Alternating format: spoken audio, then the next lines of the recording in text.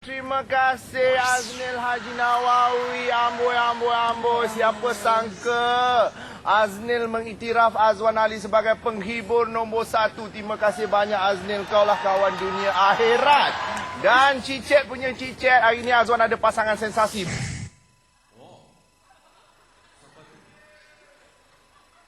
Inilah mak bapak siapa? Farah yang meletup-letup tu, yang undian naik turun tapi bertahan amboi. Glamour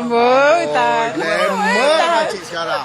Okey, masa maknya Memon Fariza ni tadi mengandungkan si Farah ni, soalan laser Azwan Ali masa tu mengidam apa paknya?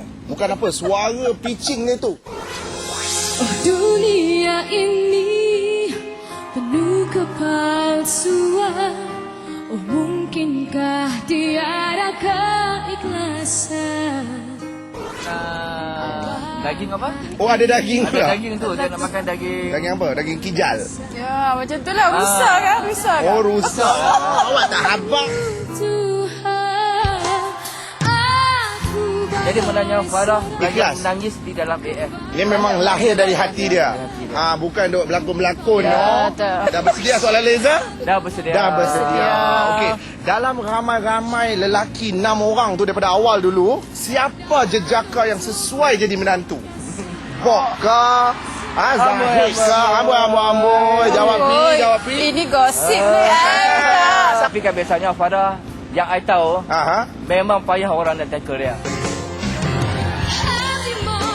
Soalan panas. Amboi. Ni apa nak jadi Farah ni? Apa nak jadi jahatnya mulut Azwan Ali?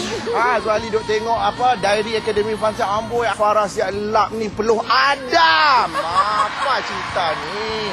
Adam pun tangan dia masa tu kotor. Jadi dia tak bisa lap muka dia. Mana pula kotor? Adam pegang tepung roti canai tu. Jadi minyak. Adam tak boleh lah nak lap. Jadi kebetulan dia Farah ada di situ. Mungkin Farah rasa Farah yang dekat dia lah ambil tisu dia lap muka Adam tu. Lap muka Adam. Amboi pandai jawab.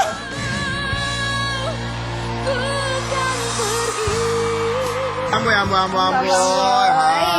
Aznil Haji Nawawi tak habis lagi segmen Azwan Ali. Dan ini dia seorang lagi ahli keluarga Farah. Tengok muka sedondon, seacuan, sejibi. Inilah dia.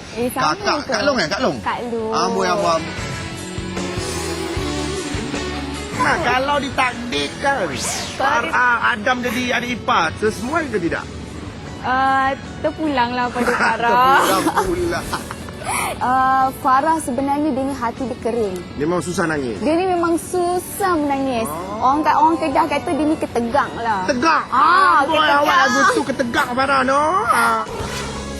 Tidak ku fahami mengapa terjadi peristiwa pahit mengguris hati jalanan hidup ini. Amboi, Azwan Ali nak minta satu je. Malam ni kalau boleh selamatkanlah mereka. Tapi kalau boleh Afundi keluarkanlah Aznil. Ya, betul. Amboi, Aznil jangan marah. Kita gurau je. Amboi. Ada. Terharunya. Terima kasih Astro. Terima kasih banyak-banyak. Ya, anda sedang menyaksikan tadi Cik Chat bersama Julie Dalan.